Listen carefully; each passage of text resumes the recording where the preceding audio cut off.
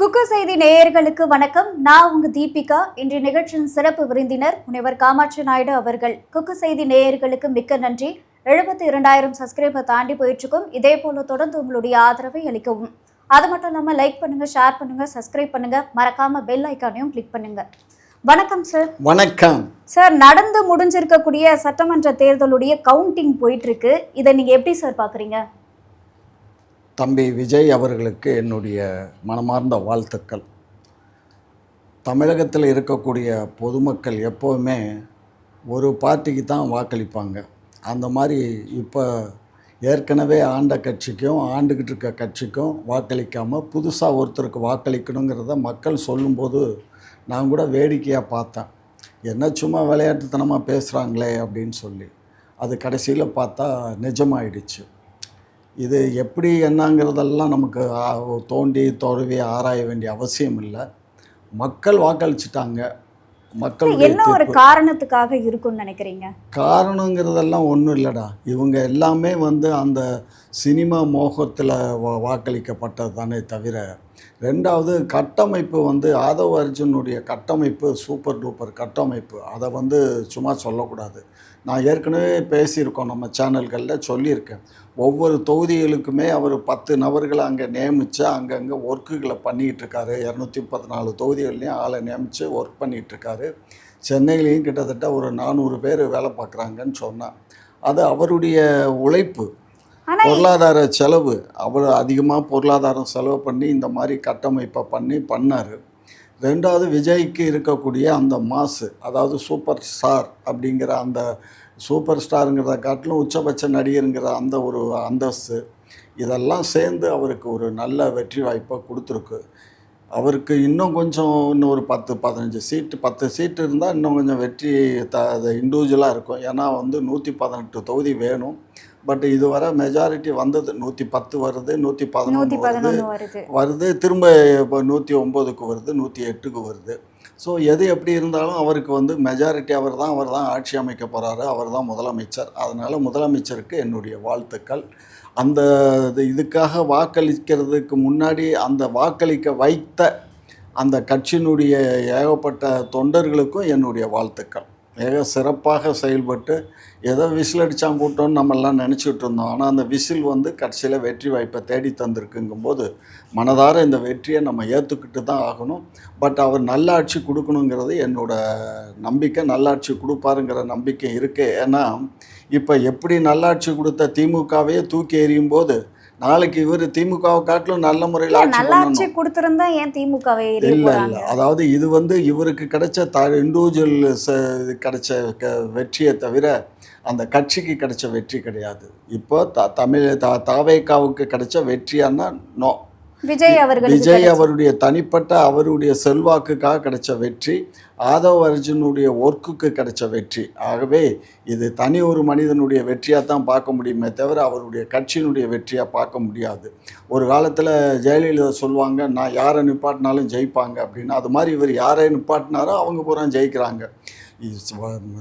இதில் டீனரில் திரு புஷி ஆனந்தர் அவர்கள் ஜெயிச்சு வர்றாரு அப்படின்னு சொன்னால் இதை தவிர வேறு என்னம்மா சொல்ல முடியும்? சென்னை திமுகவினுடைய கோட்டை. எம்ஜிஆர் காலத்திலேயே எங்களை அசைக்க முடியல, ஜெயலலிதா காலத்தில் அசைக்க முடியல.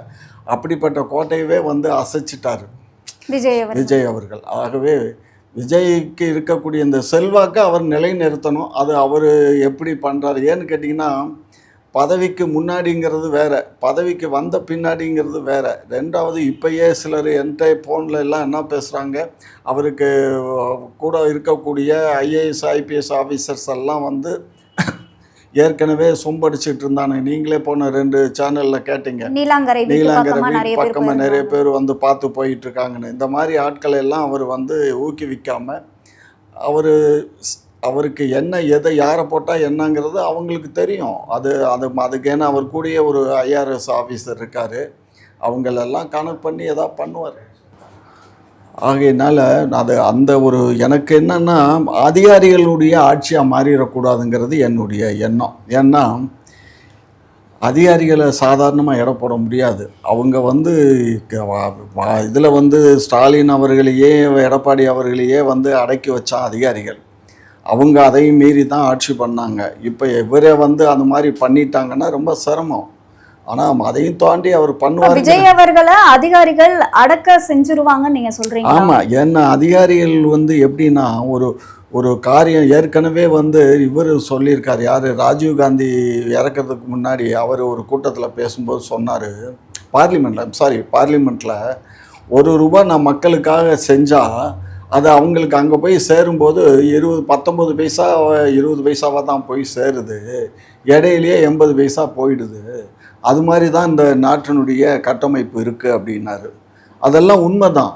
ஏன்னா இந்த கட்டமைப்பெல்லாம் விஜய் அவர்கள் மாற்றணும். விஜய் வந்து அதாவது என்னன்னா, இப்போ இந்த ஒரு டெண்டர் கொடுக்குறாங்க, அந்த டெண்டர் ₹1 கோடி டெண்டர் அப்படின்னா கரெக்டாக அந்த ₹1 கோடி டெண்டரை அப்படியே அந்த கான்ட்ராக்டுக்காரன் அந்த ₹1 கோடி அந்த ஒர்க் பண்ணணும். நான் சிறுபிள்ளையாக இருக்கும்போதெல்லாம் வந்து அப்போ காங்கிரஸ் ஆட்சி, அப்போ வந்து சூப்பரிண்டெண்டிங் இன்ஜினியர் தான் ஹைவேஸுக்கு வந்து ஒரே ஒரு, அப்போ நேஷனல் ஹைவேஸ் இல்லை, வெறும் ஹைவேஸ் தான். அந்த ஹைவேஸுக்கு ஒரு சூப்பரிண்டெண்டிங் இன்ஜினியர், ஒரு சீஃப் இன்ஜினியர், 3 அப்போ வந்து இதுவாக இருக்குது. இந்த காலத்துலேருந்து அப்படியே கண்டினியூ ஆகிட்டு இருந்தது. அதாவது சென்னை மாகாணமாக இருக்கும்போது ஒரு சீஃப் இன்ஜினியரு, ஒவ்வொரு ஸ்டேட்டுக்கும் ஒரு சூப்பரிண்டெண்டிங் இன்ஜினியரு. அதில் எனக்கு தாத்தா அவர் வந்து சூப்பரிண்டெண்டிங் இன்ஜினியர் வந்து தமிழ்நாட்டுக்கு. அவர் என்ன பண்ணுவார்னா, நான் சில நேரங்களில் என்கிட்ட மற்ற இன்ஜினியர்கள்ட்ட டிவிஷனல் இன்ஜினியர்கள்ட்ட பேசிகிட்டு இருக்கும்போது சொல்லுவார், அவர் ஜீப்பில் போயிட்டுருக்கும்போதே ஜீப்பு ஏதாவது அப்படி சர்க்காச்சுன்னா, புதுசாக போட்ட ரோடை இவங்க செக்கப் பண்ணி தான் ஃபைனல் பில் கொடுப்பாங்க. கார் போகும்போது அதில் ஏதாவது ஜர்க்காச்சுன்னா அந்த இடத்துல வண்டியை நிப்பாட்டி செக் பண்ணி பார்த்துருவாங்களாம். பார்த்து அது ஒழுக்கா இல்லை, மேடு பள்ளமாக இருக்குது அப்படின்னா அந்த பில்லை பாஸ் பண்ண மாட்டாராம். அப்படியெல்லாம் இருந்த காலம். அவர் காலத்தில் தான் மதுரையில் பைபாஸ் ரோடு, மேற்க இருக்கக்கூடிய பைபாஸ் ரோடெல்லாம் போட்டாங்க. அது மாதிரி இருந்த காலம் மாறி இப்போ யாருமே செக்கிங்க்கு போகிறதே இல்லை. டிவிஷனல் இன்ஜினியர் கண்ட்ரோல்னால் டிவிஷனல் இன்ஜினியரோட போயிடும். யாரும் அந்த ஸ்பாட்டுக்கு சூப்பரிண்டெண்டிங் இன்ஜினியரோ இப்போ எல்லாம் சீஃப் இன்ஜினியர் ஒவ்வொன்றும், நேஷனல் ஹைவேஸ்க்கு ஒரு சீஃப் இன்ஜினியர், ஹைவேஸ்க்கு ஒரு சீஃப் இன்ஜினியர், இந்த கிராமப்புற ரோடுகள் இருக்க அதுகளுக்கெல்லாம் ஒரு சீஃப் இன்ஜினியர், நிறைய சீஃப் இன்ஜினியர்ஸ் ஹைவேஸில் வந்துட்டாங்க. யாரும் அதை பார்க்கறதில்ல. சரியா? இன்னும் சொல்லப்போனால் இப்போ தான் 6 மாதம் ஆச்சு, என்னுடைய மருமகன் ரிட்டையர் ஆகிட்டார். அவர் தான் நேஷனல் ஹைவேஸ்லேயும் சீஃப் இன்ஜினியராக இருந்தார். அப்புறம் ஹைவேஸ்க்கு மாறி வந்து அவர் சீஃப் இன்ஜினியராக இருந்தார். அமைச்சர் வந்து ஏவா வேலு. அப்போ அவங்க போட்ட ரோடெல்லாம் எப்படி இருக்குன்னு தான் நம்ம பார்க்குறோமே. ஏன்னா கான்ட்ராக்டுக்காரவங்களை வந்து வேலை வாங்குறதுன்னா அது ஒரு தனி கலடா. இப்போ இது எல்லாத்தையும் திமுக சரியாக கட்டமைக்காததுனால தான் இப்போ இந்த பின்னடைவை சந்திக்கிறாங்களா? அதுவும் ஒரு காரணம் தான். நீயே பேசவில்லை, ரோடு போட்டு போகிறாங்க, தோண்டுனா ஜல்லியாக வருதுன்னு சொல்லுவே இல்லை. இதெல்லாம் வந்து அதாவது எதுலேயோ கண்ணும் கருத்துமாக இருந்துட்டு இது மாதிரி இந்த ரோடு போடுறது, இன்றைக்கி கூட பாருங்கள், இந்த சாக்கடை வெளியில் போயிட்டுருக்கு. நான் இப்போ வந்துகிட்டு இருக்கேன், பயங்கர பேட் ஸ்மெல்லு அது வந்துகிட்டு இருக்கு. ஆனால் 4 தடவை வந்து க்ளீன் பண்ணிட்டு தான் இருக்கான் அந்த வண்டியை நிப்பாட்டி. அது என்ன பண்ணுறான்னு தெரியல. ஸோ இதெல்லாம் இந்த மாதிரி எல்லாம் வந்து பண்ணணும். இப்போ புதுசாக கட்டின வீடு, இங்கே ஒரு வீடு கட்டியிருக்காங்க, ஒரு 1000 வீடு 1500 வீடாக கட்டியிருக்காங்க. திடீர்னு ஒரு 1500 வீடு வந்தோடனே இந்த பைப்பு கெப்பாசிட்டி தாங்கணும்ல, தாங்கலை. அதுக்கு முன்னக்கூட்டி அட்வான்ஸாக வந்து வீடு கட்டையிலே பெரிய பைப்பு போட்டிருக்கணும். இவ்வளோ வந்து போகணுமே, இந்த தண்ணி போகிறதுக்கு என்ன பண்ணணும் பண்ணியிருக்கணும். எதிர்கால கட்டமைப்போடு பண்ணியிருக்கணும். அதாவது டிசைன் பண்ணும்போதே இவ்வளோ வீடு கட்டுறோம், இவ்வளோ வீட்டில் இவ்வளோ வாட்டரில் சோர்சஸ் இருக்கும், இந்த வாட்டர்லாம் ட்ரைனேஜில் போகணும், ட்ரைனேஜ் அது கெப்பாசிட்டி இருக்கா, இழுக்குமாங்கிறதெல்லாம் பார்த்து அதுக்கு தகுந்த மாதிரி கட்டணும் இல்லை. அதுதான் அதாவது நான் என்ன சொல்கிறேன், யார் ஆட்சிக்கு வந்தாலும் அதை வந்து இந்த அதிகாரிகள் தாண்டா இதெல்லாம் பண்ண முடியும். ஒரு ப்ராஜெக்ட் போட்டு கொடுக்குறாங்கன்னா அதிகாரி தானே ப்ராஜெக்ட் போட்டு கொடுக்குறாங்க. அந்த அதிகாரிகள் வந்து சரியான முறையில் ப்ராஜெக்டை போட்டு கொடுத்தாலும் இம்ப்ளிமெண்ட் பண்ணுறது யார்? அதிகாரி தான் பண்ணுறாங்க. அப்போ அந்த இம்ப்ளிமெண்ட் பண்ணக்கூடிய அந்த அதிகாரிகள், ப்ராஜெக்ட் போட்ட அதிகாரிகள் கரெக்டாக கண்ணும் கருத்துமாக அதை நிறைவேற்றினா எந்த ஒரு அரசுக்கும் கெட்ட பேர் வரவே வராது. ரெண்டாவது, இந்த கமிஷன் வியாபாரம் இருக்குது பாருங்கள், ஹைவேஸாக 15% 18% கொடுத்தா தான் டெண்டரு. 18%க்கு அப்புறம் வந்து ஆஃபீஸர்ஸுக்கு 5%, அதுக்கப்புறம் கீழே இருக்கக்கூடிய அந்த வட்ட செயலாளர் அவனுக்கு 2% 3%. அப்போ ஒட்டு மொத்தமாக 30% 32% போயிடும். அவன் ப்ராஃபிட்டை ஒரு 20% எடுத்துருவான் அந்த கான்ட்ராக்டர். அப்புறம் 50%ல் ரோடை போட்டால் அது மயிரா விளங்கும். யோசிச்சு பாருங்கள். நானும் ஒரு கான்ட்ராக்டாக இருந்தவன் தான்.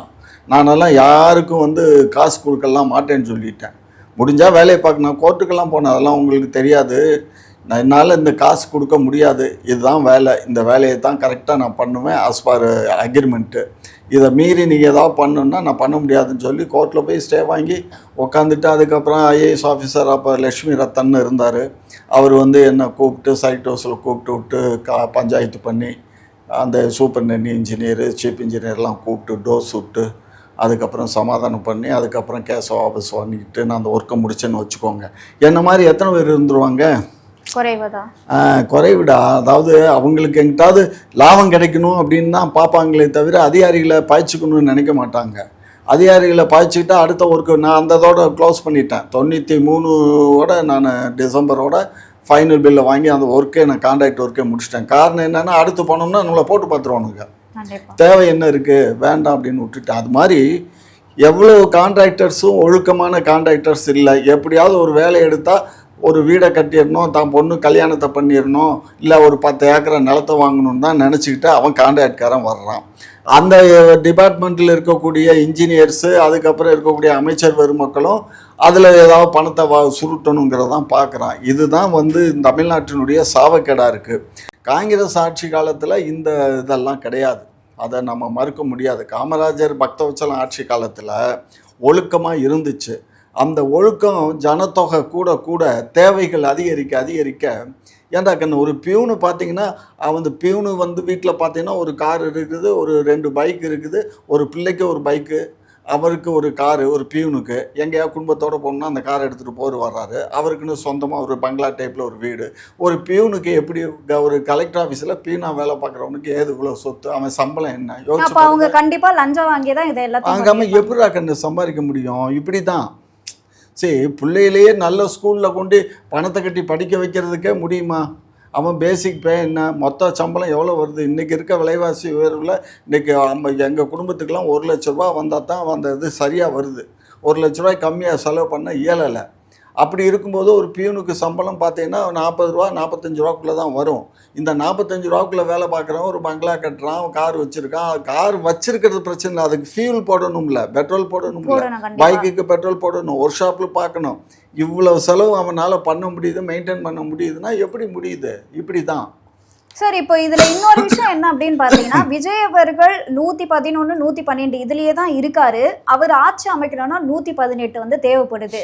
ஸோ இன்னும் கொஞ்சம் சீட்டு தேவைன்னா இப்போ அதிமுகவுடன் அவர் வந்து கேட்கறதுக்கான வாய்ப்பு இருக்கா? அதுக்கு அதிமுக வந்து ஒத்துப்பாங்களா? இல்லை, டெஃபினட்டாக அதிமுக தான் சப்போர்ட் பண்ணும். என்ன காரணம்னா பிஜேபி அங்கே தானே இருக்குது. பிஜேபி கூட இப்போ 2 தொகுதியில் ஏதோ முன்னிலையில் இருக்க மாதிரி செய்தி வருது. அந்த 2 பேரும் இங்கே வருவாங்க. அது தவிர எவ்வளோ தேவைப்படுதோ அவங்க சப்போர்ட் பண்ணுவாங்க. ஆனால் அதிமுக தரப்புல இருந்து காலையிலேயே என்ன சொன்னாங்கன்னா, விஜய் அவர்கள் ஒருவேளை எங்களுடைய ஆதரவை தேடி வந்தால் நாங்கள் கண்டிப்பாக அவருக்கு சப்போர்ட் பண்ண மாட்டோம் அப்படின்னு சொல்லியிருக்காங்க. அப்படியா? அது எப்படின்னு எனக்கு தெரியலடா கண்ணு. ஏன்னா அது வந்து எடப்பாடி முடிவெடுக்கிறது இல்லை, புரிஞ்சுக்கோங்க. டெல்லி தான் முடிவெடுக்கும். டெல்லி இது திரும்ப வந்து அவங்களுடைய நோக்கம் என்னன்னா திமுகவை வந்து தமிழ்நாட்டில் அழிக்கணுங்கிறது தான் டெல்லியினுடைய அஜெண்டா. அது இப்போ அதுக்கு தான் விஜய் இறக்கி விட்டாங்க. இப்போ விஜய் வந்துட்டார்.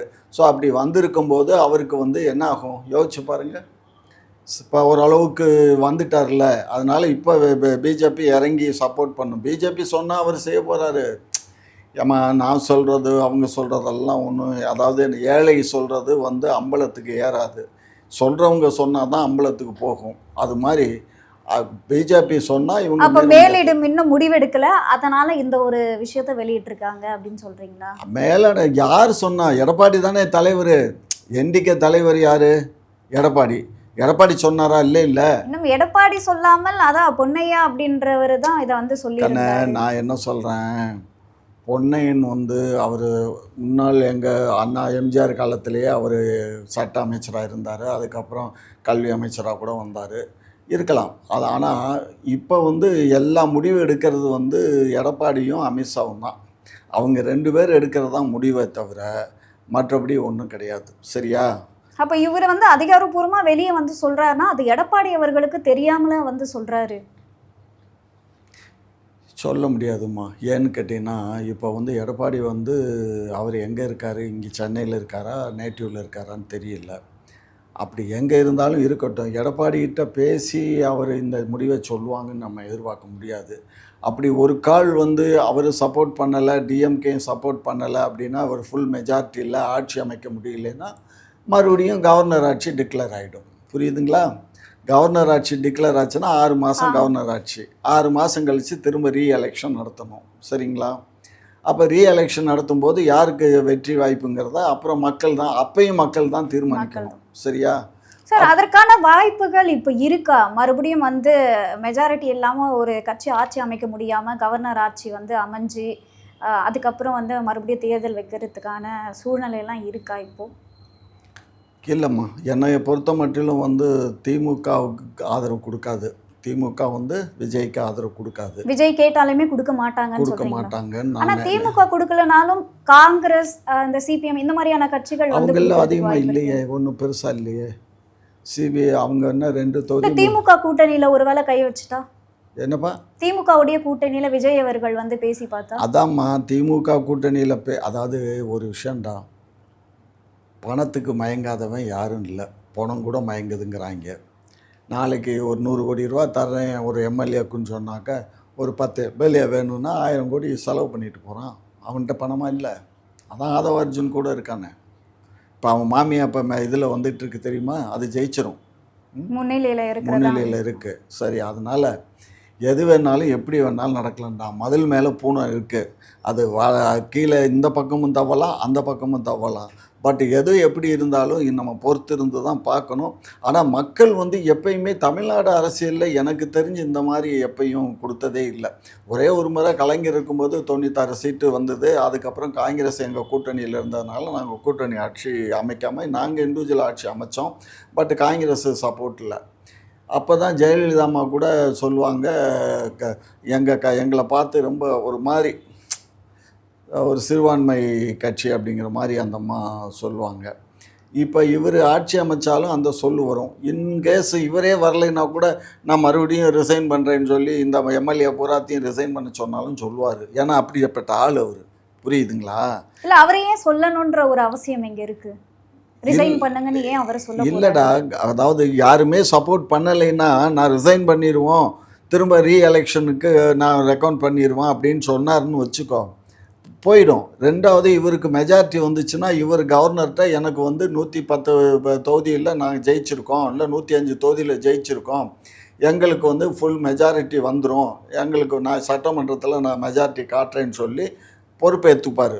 சீஃப் மினிஸ்டராக பொறுப்பேற்றுக்கிட்டு சட்டமன்றத்தை கூடுதுன்னு வச்சுக்கோ, ஒரு வாரம் கழிச்சு சட்டமன்றம் கூடுங்களா, அதுக்குள்ளே இந்த சிறிய கட்சிகள் கிட்ட பேச்சுவார்த்தை ஆடு மாடு பேரம் நடந்து சப்போஸ் போனாலும் போயிடுவாங்க. டெல்லி அரசு அப்படி தானே பண்ணுது, பிஜேபி அரசு அப்படி தானடா பண்ணுது. அதே நிலைமை இங்கேயும் வந்தாலும் ஆச்சரியப்படுறதுக்கு இல்லை. இவங்க ஆட்சி அமைச்சிட்டாங்கன்னா சரி போனால் போது, நமக்கு என்ன 100 கோடி கிடைக்குதுல்ல, வாங்கிக்கிட்டு நம்ம இருந்துட்டு போவோன்னு வர்றவங்க எத்தனை பேர் இருக்காங்க?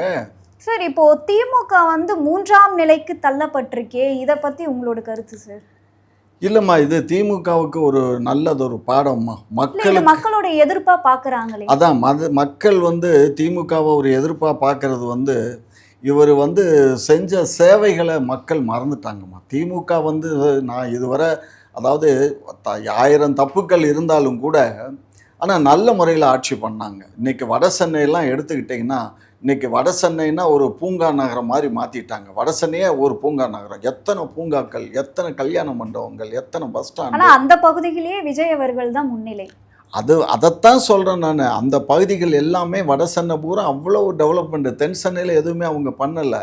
வட சென்னை ஏன்னா ஒரு வடக்க வாழுது தெற்க தேயுதுன்னு சொல்லுவாங்க இந்திய அளவில். ஆனால் இப்போ இந்திய அளவில் தெற்க வளருது, வடக்க தேயுது. ஆனால் தமிழ்நாட்டிலையும் இங்கே நம்ம சென்னையில் அப்படி தான் இருந்துச்சு. வட சென்னைன்னா ரொம்ப ரவுடிசம் நிறைஞ்ச ஒரு ஏரியா அப்படிங்கிற மாதிரி ஒரு கெட்ட பேரோடு இருந்துச்சு. இப்போ வட சென்னை வந்து ஃபுல் டெவலப்டு, நல்லா டெவலப் பண்ணியிருக்காங்கம்மா. ஒரு கல்யாண மண்டபம்லாம் நம்ம இந்த தடா ரஹீம் பையனுக்கு கல்யாணத்துக்கு மண்டபம் புக் பண்ணியிருக்காரு. 1,40,000 ரூபா வாடகையாம்.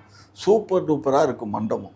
கிட்டத்தட்ட 5000 பேர் உட்காரலாம். 5000 பேர் உட்கார்ற மண்டபம், 1,40,000 ரூபா வாடகை. கிட்டத்தட்ட 300-400 கார் நிப்பாட்டலாம். ஒரு 500 பேர் சாப்பிட்ற மாதிரி அந்த டேபிள் போட்டிருக்காங்க. அப்போ இதுக்கு மேலே என்ன வேணும்? இதெல்லாம் இவ்வளோ சீப்பாக பண்ணி கொடுத்துருக்காங்களே கவர்மெண்ட்டில்.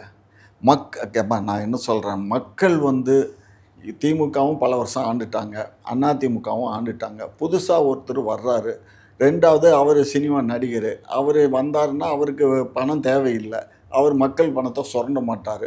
ஆகையினால நம்ம அவருக்கு வாக்களிப்போம். இதுதான் அவங்களுடைய கான்செப்ட். வாக்களிச்சிருக்காங்க. இந்த கான்செப்டை பத்தி நீங்க என்ன நினைக்கிறீங்க? நல்லதா, அதாவது கரெக்டா முடிவு எடுத்திருக்காங்க அப்படின்னு நீங்க நினைக்கிறீங்களா, இல்லனா முட்டாள்தனமா முடிவு எடுத்துட்டாங்கன்னு ஏமா நினைக்கிறீங்களா? நம்ம வந்து முட்டாள்தனமாக முடிவு எடுத்தான்னு யாரையும் நம்ம முட்டாள்னு சொல்லக்கூடாதுக்குன்னு. அதாவது இவங்க நினச்ச நினைப்புக்கு இப்போ ஒரு வெரி சிம்பிள். ஒவ்வொரு மாவட்ட செயலாளர்களும் நியமனத்துக்கு பணம் வாங்கித்தானே போட்டாங்க. ஒன்றிய செயலாளருக்கு பணம் வாங்கித்தானே போட்டாங்க. இப்போ இவங்களுக்கு கூட ரூ. 1 கோடி தேர்தல் நிற்கிறவங்கள்ட்ட ரூ. 1 கோடி சில பேர்கிட்டலாம் வாங்கி தான் சீட்டு கொடுத்துருக்காங்க. கடைசி நேரத்தில் யாருமே வராததுனால தான் அடுத்த கட்சியிலேருந்து வந்தவங்களெல்லாம் கூப்பிட்டு சீட்டை கொடுத்தாங்க.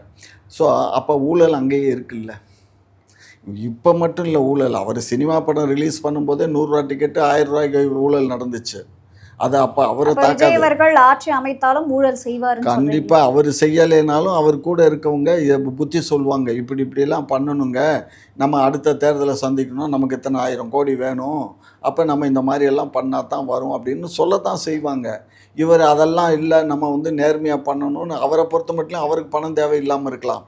கட்சியினுடைய வளர்ச்சிக்கு கட்சிக்கு வேணும் இல்லை பணம். அது என்ன பண்ணுவாங்க, இப்போ ஆதவ அர்ஜுன் பண்ணிட்டாரு. அதிகாரத்துக்கு வந்ததுக்கப்புறம் அவர் பண்ணுவாரா? இப்போ மணல் மாஃபியா தான் பண்ணியிருக்காங்க. ஆந்திராவில் இருக்கக்கூடிய மணல் மாஃபியா ரெட்டி தான் நிறைய பணம் செலவு பண்ணியிருக்காரு.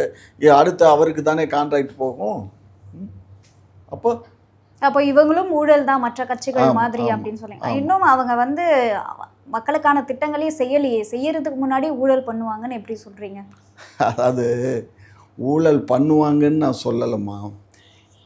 ஊழலற்ற கட்சியாக இருக்கணுங்கிறது தான் என்னுடைய வேண்டுதல். ஆனால் அவங்களுடைய கட்சியில் பொறுப்பாளர்கள் போடுறதுக்கே பணம் வாங்கிட்டு பொறுப்பு போடும்போது எந்த கட்சி எல்லா கட்சியிலும் தான் நடக்குது. இல்லை எந்த கட்சியிலையும் இப்போ அதிமுகலையோ திமுகலையோ ஒரு மாவட்ட செயலாளர் போட்டால் அவங்க வந்து நல்ல வசதியானவங்க நல்லா வேலை பார்ப்பாங்களான்னு தான் பார்ப்பாங்களே தவிர அவங்கள்ட்ட கட்சியில் நன்கொடை வாங்கிக்கிட்டெல்லாம் போஸ்டிங்ஸ் போடுறதில்ல. அந்த மாதிரி யாருக்குமே பண்ணுறதில்ல. எனக்கு அது தெரியும். நான் தான் 62லேருந்து கட்சியில் திமுகவில் இருக்கேன். வெளியில் இருந்தாலும் கொஞ்ச காலம் வெளியில் இருக்கும்போதும் நான் பார்த்துக்கிட்டு தானே இருக்கேன். அப்படி பணம் வாங்கி அவங்க பொறுப்பு கொடுக்குற பழக்கமே இல்லை திமுகவில். அதை நான் உறுதியாக சொல்லுவேன். சொல்லுவாங்க எம்எல்ஏ சீட்டு வாங்கணுன்னா இவ்வளோ ரூபா பணம் கட்டினா தான் தருவான். அது எதுக்குன்னா தேர்தல் செலவுக்கு. ஏன்னா சில பேர் வந்து நான் 1 கோடி செலவு பண்ணுவேன், 2 கோடி செலவு பண்ணுவேன்னு வாயில் பந்தல் போட்டுட்டு போயிட்டான்னா நமக்கு இதாகும். அதனால் அந்த பணத்தை நீ கட்டு, நீ தேர்தல் பரப்புரை பண்ணும்போது பணத்தை வாங்கிக்கணும்னு சொல்லி கொடுத்துருவாங்க திரும்ப. சார், இப்போ நடக்கிறதெல்லாம் பார்க்கும் பொழுது இது உண்மையாகவே வரலாற்று சாதனையாக நீங்கள் பார்க்குறீங்களா? வரலாற்று சாதனையாக தான் பார்க்கணும். ஏன்னா அரசியலுக்கே அப்பாற்பட்டு அரசியலே சம்பந்தமே இல்லாத ஒரு குழந்தை இன்றைக்கி வந்து அரசியலில் உச்சபட்ச ஒரு நடிகராக இருந்த ஒரு நண்பர் இன்றைக்கி வந்து ஆட்சியை கைப்பற்றிருக்காருன்னா அது நம்ம பெருமை தானே படணும். இப்போ என்னை பொறுத்து மக்களுடைய மனநிலை வந்து சடனாக மாறக்கூடிய வாய்ப்புகள் இருக்குன்னு எடுத்து. ஆமாம், மக்கள் வந்து எப்போ யாராக இருந்தாலும் சரி, மக்கள் எடுக்கிற முடிவே மகேசன் முடிவுன்னு பேரறிஞர் அண்ணா சொன்னார். அதைத்தான் நான் இப்பயும் சொல்கிறேன். மக்கள் அவருக்கு வாக்களிச்சிருக்காங்க, அதை மதிக்கிறோம், அதன்படி நாங்களும் ஏற்றுக்கிறோம். ஏன்னு கேட்டிங்கன்னா அந்த கள்ள ஓட்டு போட்டாங்க இந்த ஓட்டு போட்டாங்கன்னா நான் அன்றைக்கும் சொல்லலை, இன்றைக்கும் சொல்ல மாட்டேன். ஏன்னா அவங்களுக்கு மக்கள் வாக்களிச்சிருக்காங்க, அதுபடி அவங்க ஜெயிக்கிறாங்க. இதில் என்ன தப்பு இருக்குது சொல்லுங்கள்? அது வந்து கரெக்டான கணக்கு தான் மக்கள் பண்ணது. என்ன இன்னும் கொஞ்சம் அவருக்கு அதிகமான தொகுதிகள் கொடுத்துருந்தாங்கன்னா இன்னும் கொஞ்சம் அவர் இந்த மண்டையில் அந்த அக்னின்னு சொல்லுவாங்கள்ல, அந்த மண்டை எரிச்சல் மண்டை குடைச்சல் அது இல்லாமல் ஆட்சி அமைச்சிருப்பார். இப்போ கொஞ்சம் மண்டை குடைச்சல் இருக்கும், அவ்வளோதான். அது பண்ணிவிடுவார். அதெல்லாம் அவங்கள்ட்ட இருக்க பணத்துக்கு அவங்க என்ன வேணாலும் பண்ணலாம். 2வது ஒன்றிய அரசு அவங்க கண்ட்ரோலில் இருக்குடா. ஒன்றிய அரசு அவங்களுக்கு எல்லா உதவியும் பண்ணும். எடப்பாடி தான் பத்தலைன்னு சொன்னால் எடப்பாடி கண்டிப்பாக சப்போர்ட் பண்ணுவார். உங்களோட நேரத்தை ஒதுக்கி பல்வேறு கேள்விக்கு விளக்கம் அளிச்சிருக்கீங்க. அதற்கு நன்றி.